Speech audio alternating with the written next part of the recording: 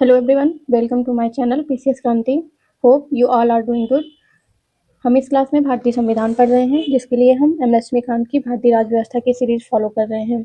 आज हमारा दूसरा चैप्टर है संविधान का निर्माण, जिसका पार्ट फर्स्ट हम कल की क्लास में देख चुके हैं, जिसमें हमने देखा था 1934 में एम.एन. रॉय जी के द्वारा संविधान सभा का विचार प्रस्तुत किया जाता है, जो कि 1935 में इंडियन नेशनल कांग्रेस की वर्किंग कमेटी ने फर्स्ट टाइम संविधान सभा की मांग करते हैं। 1938 में जवाहरलाल नेहरू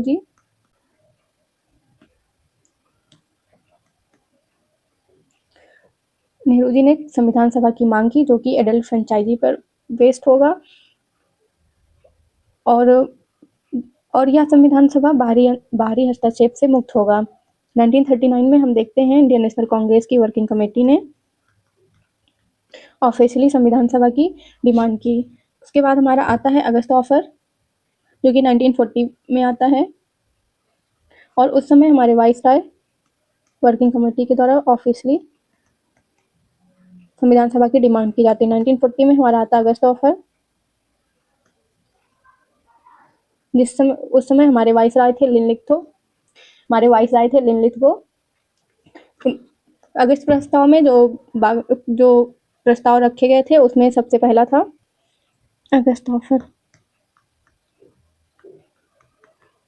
जिसमें देखते हैं हम इसके प्रस्ताव में था कि वाइसराय की जो एग्जीक्यूटिव काउंसिल है उसको और एक्सपेंड किया जाएगा, और इसमें जो इंडियन मेंबर्स हैं उनके नंबर भी इंक्रीज किए जाएंगे। इसमें तीसरी जो बात थी उसमें यह था कि युद्ध के बाद भारत को डोमिनियन स्टेटस दिया जाएगा, और इसमें जो माइनॉरिटीज हैं उनकी प्रॉब्लम को एड्रेस किया जाएगा, और नए जो भारतीय संविधान है उसके मसौदे को तैयार करने के लिए एक प्रतिनिधि निकाय गठित की जाएगी, और प्रांतों को ऑटोनोमस ग्रांट किया जाएगा। अगस्त ऑफर को मुस्लिम लीग और इंडियन नेशनल कांग्रेस दोनों ही रिजेक्ट कर देती है। मुस्लिम लीग का कहना था कि मुस्लिम लीग को यहाँ पर एक अलग नेशन पाकिस्तान चाहिए था, जो कि इस प्रस्ताव में नहीं था, और इंडियन नेशनल कांग्रेस ने भी इस ऑफर को रिजेक्ट कर दिया, क्योंकि अब उन्हें डोमिनियन स्टेटस नहीं, फुली फ्रीडम चाहिए था। अगस्त ऑफर हमारा दोनों ही मुस्लिम लीग और इंडियन नेशनल कांग्रेस के द्वारा रिजेक्ट कर दिया जाता है। हम देखते हैं 1942 में क्रिप्स मिशन आता है, जिसके चेयरमैन स्टैफोर्ड क्रिप्स। इस मिशन में जो बातें थी उसमें यह था कि आफ्टर द वार भारत को डोमिनियन स्टेटस दिया जाएगा। उसके बाद युद्ध खत्म होने के बाद संविधान सभा का गठन होगा।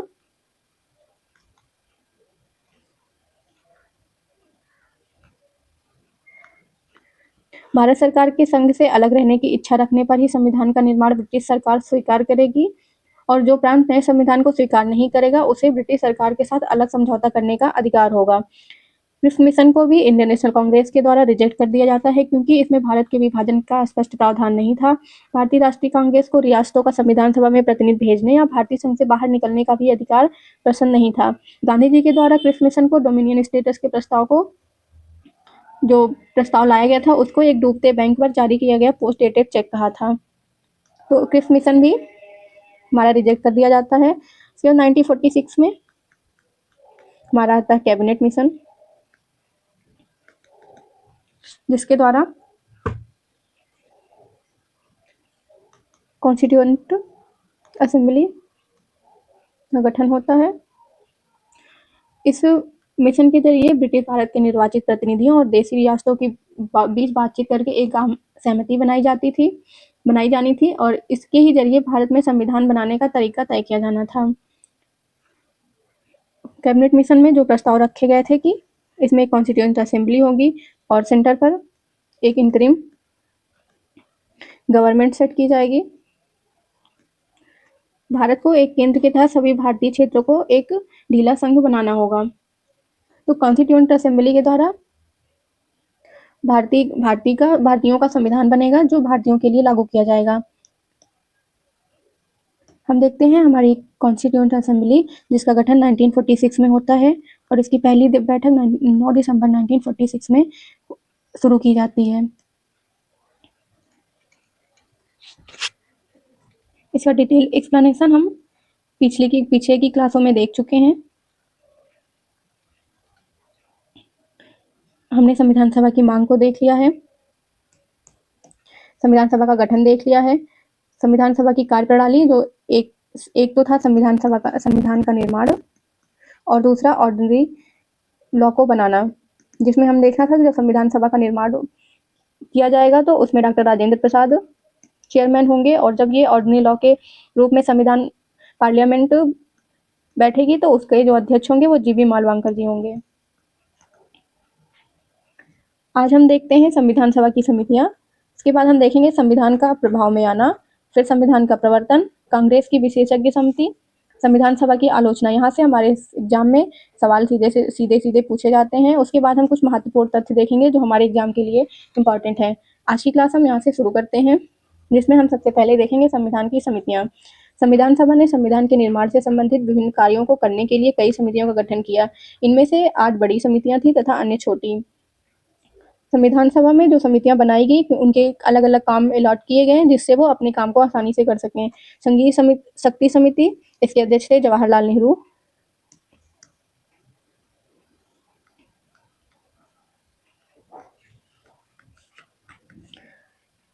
दूसरा हमारा है संघीय संविधान समिति, इसके भी अध्यक्ष हैं जवाहरलाल नेहरू।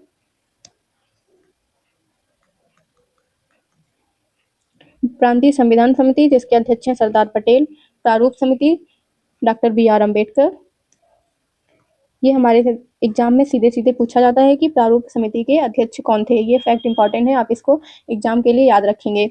इसके बाद सबसे इंपॉर्टेंट समितियों में आती है हमारी मौलिक अधिकारों, अल्पसंख्यकों एवं जनजातियों द्वारा बहिष्कृत क्षेत्रों के लिए सलाहकारी समिति। इसके अध्यक्ष सरदार पटेल जी थे और इस समिति के अंतर्गत कई 5 उप समितियां भी थी जो इम्पोर्टेंट हैं हमारे एग्जाम के लिए। जिसमें पहला है मौलिक अधिकार उप समिति, जिसके अध्यक्ष थे JB कृपलानी जी। अल्पसंख्यक उप समिति, जिसके अध्यक्ष हैं HC मुखर्जी जी। उत्तर पूर्व सीमांत जनजातीय क्षेत्र असम को छोड़कर तथा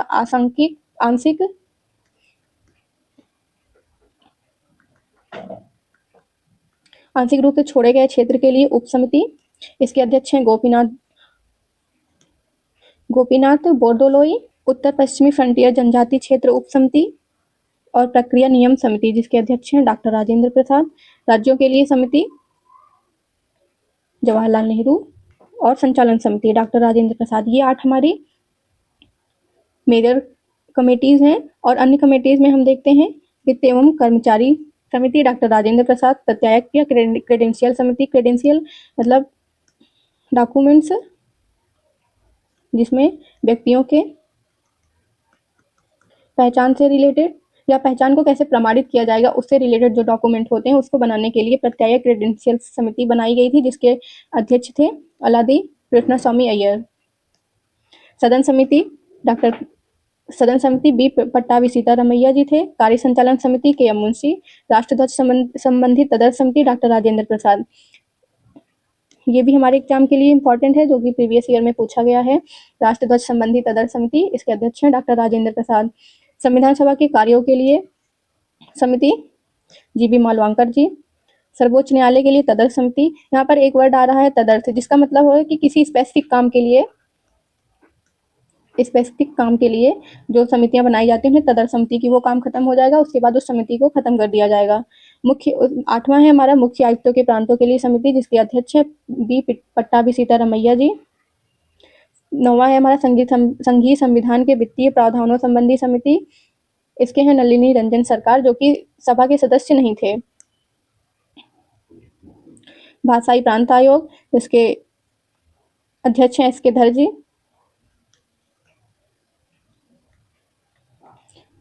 ये भी संविधान सभा के सदस्य नहीं थे। ये हमारे एग्जाम के लिए इम्पोर्टेंट भी है क्योंकि इसमें हमें सीधे सवाल पूछा जाता है भाषाई प्रांत आयोग के अध्यक्ष कौन थे। तो हमारे भाषाई प्रांत आयोग के अध्यक्ष जी हैं SK धर जी। प्रारूप संविधान की जांच के लिए विशेषज्ञ समिति, जिसके अध्यक्ष हैं जवाहरलाल नेहरू। प्रेस दीर्घा समिति, इसके अध्यक्ष हैं उषा नाथ सेन। नागरिकता पर तदर्थ समिति, एस वरदाचरी। इन समितियों में जो हमारा सबसे इम्पोर्टेंट है, जो एग्जाम में अक्सर पूछा ही जाता है, वो है प्रारूप समिति। इसमें संविधान सभा की सभी समितियों में सबसे ज़्यादा महत्वपूर्ण थी। इसका गठन 29 अगस्त 1947 को हुआ था। यह वह समिति थी जिसे नए संविधान का प्रारूप तैयार करने की जिम्मेदारी सौंपी गई थी। इसमें 7 सदस्य थे। पहले हैं हमारे बी आर अम्बेडकर जी, जो कि अध्यक्ष भी हैं, एन गोपालास्वामी अयंगर, अल्लादी कृष्णा स्वामी अय्यर, डॉक्टर के एम मुंशी, सैयद मोहम्मद सदुल्ला, एन माधव राव। इन्होंने बी एल मित्तल की जगह ली थी, जिन्होंने स्वास्थ्य कारणों से त्यागपत्र दे दिया था। टी कृष्णामाचारी, और इन्होंने डीपी खेतान की मृत्यु के बाद उनकी जगह ली थी। विभिन्न समितियों के प्रस्ताव पर विचार करने के लिए प्रारूप समिति ने भारत के संविधान का पहला प्रारूप तैयार किया। इसे फरवरी 1948 में प्रकाशित किया गया। लोगों की शिकायतों, आलोचनाओं और सुझावों के परिप्रेक्ष्य में प्रारूप समिति ने दूसरा प्रारूप तैयार किया, जिसे अक्टूबर 1948 में प्रकाशित किया गया। प्रारूप समिति ने अपना प्रारूप तैयार करने में 6 माह से भी कम समय लिया। इस दौरान उसकी कुल 148 बैठकें हुई थी।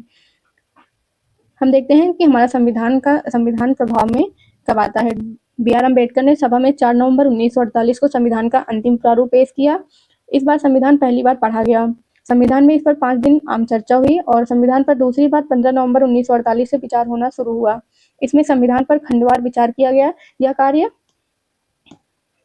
17 नवंबर 1949 तक चला। इस अवधि में कम से कम 7,653 संशोधन प्रस्ताव में आए, जिनमें से वास्तव में 2,473 पर ही सभा में चर्चा हुई और सभा पर तीसरी बार 14 नवंबर 1949 से विचार होना शुरू हुआ।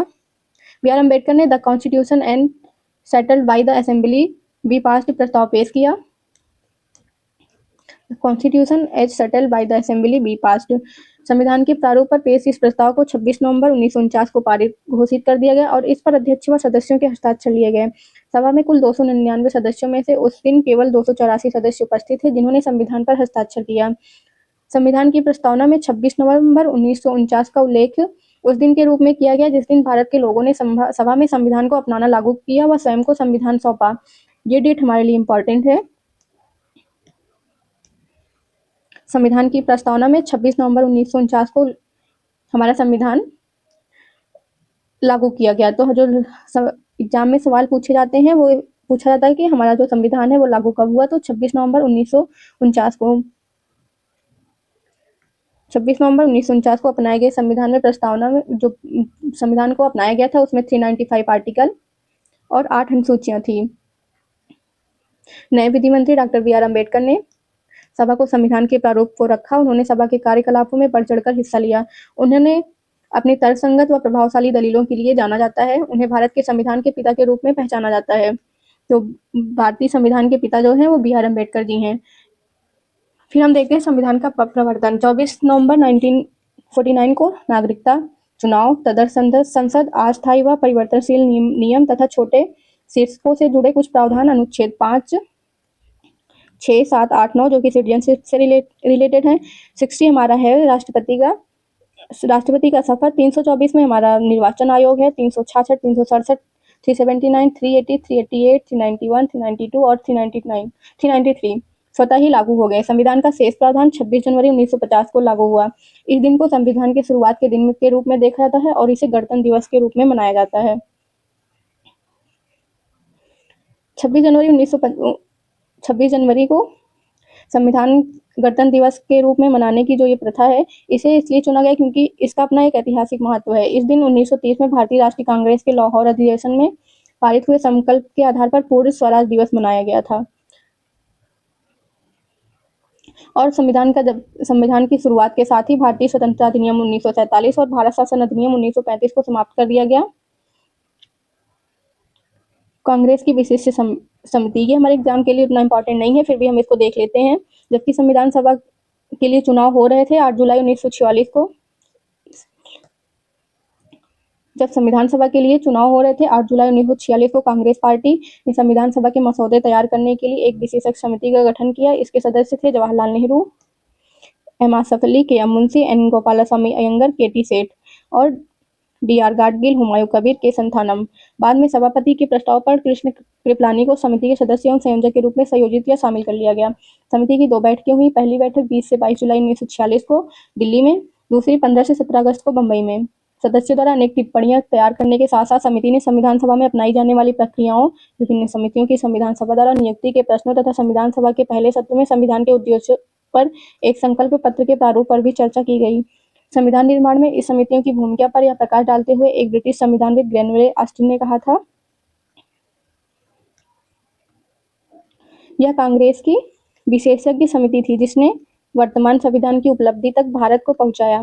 समिति के सदस्यों ने कैबिनेट मिशन स्कीम की तर्ज पर काम करते हुए स्वायत्त क्षेत्रों, केंद्र एवं प्रांतीय सरकारों की शक्तियों आदि पर एक सामान्य सुझाव निर्धारित किए। उन्होंने एक संकल्प पत्र भी प्रारूपित किया जिसे ऑब्जेक्टिव रेजोल्यूशन से बिल्कुल मिलता जुलता था। हमारे एग्जाम के लिए जो इम्पोर्टेंट है वो है संविधान सभा की आलोचना। यहाँ से कोई भी एक कोट्स उठा के दे दिया जाता है जो कि पूछा जाता है कि ये किसके द्वारा लिखा गया है। हम कुछ पहले इस आलोचनाएं देख लेते हैं, जिसमें पहली आलोचना है, या प्रतिनिधि निकाय नहीं थी। हमने देखा था कि जो संविधान सभा है वो पार्शली इलेक्टेड है और पार्शली नॉमिनेटेड है, और जो इलेक्शन हुआ है वो एडल्ट फ्रेंचाइजी पे नहीं हुआ है, वो भी लिमिटेड फ्रेंचाइजी ही थी। इसलिए आलोचकों की दलीलें हैं कि संविधान सभा प्रतिनिधि सभा नहीं थी, क्योंकि इसके सदस्यों का चुनाव भारत के लोगों द्वारा वयस्क मताधिकार के आधार पर नहीं हुआ था। दूसरा जो आलोचना है वो संप्रभुता का अभाव, क्योंकि संविधान सभा एक संप्रभु निकाय नहीं थी, क्योंकि इसका निर्माण ब्रिटिश सरकार के प्रस्तावों के आधार पर हुआ। यह भी कहा जाता है संविधान सभा अपनी बैठकों से पहले ब्रिटिश सरकार से इजाजत लेती थी। इसलिए आलोचकों का कहना है कि संविधान सभा हमारी पूरी तरह से संप्रभु नहीं थी। इसकी जो तीसरी आलोचना है वो है समय की बर्बादी। आलोचकों के अनुसार संविधान सभा ने इसके निर्माण में जरूरत से कहीं ज्यादा समय ले लिया। उन्होंने कहा कि अमेरिका के संविधान निर्माताओं ने मात्र 4 माह में अपना काम पूरा कर लिया था। निराजुद्दीन अहमद संविधान सभा के सदस्य ने इसके लिए अपनी अवमानना दर्शाने के लिए प्रारूप समिति हेतु एक नया नाम गढ़ा। उन्होंने इसे अपवाहन समिति कहा। तो निराजुद्दीन अहमद ने इस संविधान सभा को अपवाहन समिति कहा था। चौथा इसका जो आलोचना है वह कांग्रेस का प्रभुत्व है। आलोचकों का आरोप है कि संविधान सभा में कांग्रेसियों का प्रभुत्व था। ब्रिटेन के एक संविधान विशेषज्ञ ग्रेनवेल ऑस्टिन ने टिप्पणी की संविधान सभा देश का एक दलीय निकाय है। सभा ही कांग्रेस है और कांग्रेस ही भारत है। ये कोट्स हमारे एग्जाम के दृष्टि से महत्वपूर्ण है। सीधे सीधे पूछा जाता है कि सभा ही कांग्रेस है और कांग्रेस ही भारत है, ये किसने बोला है? तो ये हमारे ग्रेनवेल ऑस्टिन जी ने बोला है। वकीलों और राजनीतिज्ञों का प्रभुत्व, यह भी कहा जाता है कि संविधान सभा में वकीलों और नेताओं का बोलबाला था। उन्होंने कहा कि समाज के अन्य वर्गों को पर्याप्त प्रतिनिधित्व नहीं मिला। उनके अनुसार संविधान के आकार और उसकी जटिल भाषा के पीछे भी यही मुख्य कारण था। छठा जो हमारा आलोचना है उसमें बोला जाता है हिंदुओं का प्रभुत्व। कुछ आलोचकों के अनुसार संविधान सभा में हिंदुओं का वर्चस्व था। लॉर्ड विस्काउंट ने इसे हिंदुओं का निकाय कहा। इस प्रकार विंस्टन चर्चिल ने टिप्पणी की थी कि संविधान सभा ने भारत के केवल एक बड़े समुदाय का प्रतिनिधित्व किया। हम महत्वपूर्ण तथ्य देख लेते हैं जो हमारे एग्जाम की दृष्टि से इम्पोर्टेंट है। पहला है संविधान सभा द्वारा हाथी को प्रतीक के रूप में अपनाया गया। सर बी एन राव को संविधान सभा के लिए संवैधानिक सलाहकार के रूप में नियुक्त किया गया। ये सवाल प्रीवियस ईयर में बहुत बार पूछा गया है कि संविधान सभा के संवैधानिक सलाहकार कौन थे? सर बी एन राव थे।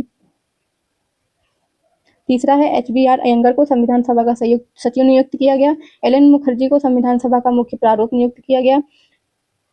उसके बाद जो हमारे एग्जाम में पूछा जा सकता है वो है प्रेम बिहारी नारायण रायजादा।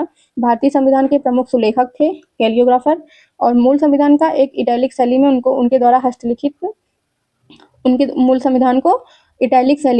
हस्तलिखित किया गया है। मूल संस्करण का सौंदर्यकरण और सजावट शांति निकेतन के कलाकारों ने किया, जिनमें नंदलाल बोस और राम मनोहर सिन्हा शामिल थे। मूल प्रस्तावना को प्रेम बिहारी नारायण रायजादा द्वारा हस्तलिखित एवं व्यूहर राम मनोहर सिन्हा द्वारा ज्यामितीय सौंदर्यकृत एवं अलंकृत किया गया था।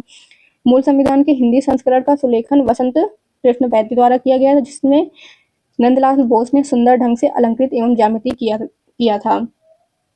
संविधान का हिंदी पाठ। मूल संविधान में हिंदी भाषा में प्राधिकृत पाठ के संबंध में कोई प्रावधान नहीं किया गया था। बाद में 58 संविधान संशोधन अधिनियम 1987 द्वारा इस संबंध में प्रावधान किया गया। इस संशोधन के द्वारा संविधान के भाग 22 में एक नया अनुच्छेद 394A जोड़ा गया। इस अनुच्छेद में निम्नलिखित प्रावधान थे, जिसमें इस प्राधिकार के अंतर्गत राष्ट्रपति द्वारा करवाए गए अनुवाद का प्रकाशन इस प्रकार होगा कि संविधान का हिंदी में हिंदी हिंदी में अनुवाद यदि यदि इसमें किसी प्रकार के संशोधन की आवश्यकता होगी तो केंद्रीय अधिनियम द्वारा हिंदी के लिए स्वीकार किए गए भाषाई रूप से शब्दावली को ही अपनाया जाएगा। संविधान के सभी संशोधन प्रकाशन से पहले सम्मिलित किए जाएंगे। संविधान के प्रत्येक संशोधन का जो अंग्रेजी में है हिंदी अनुवाद किया जाएगा।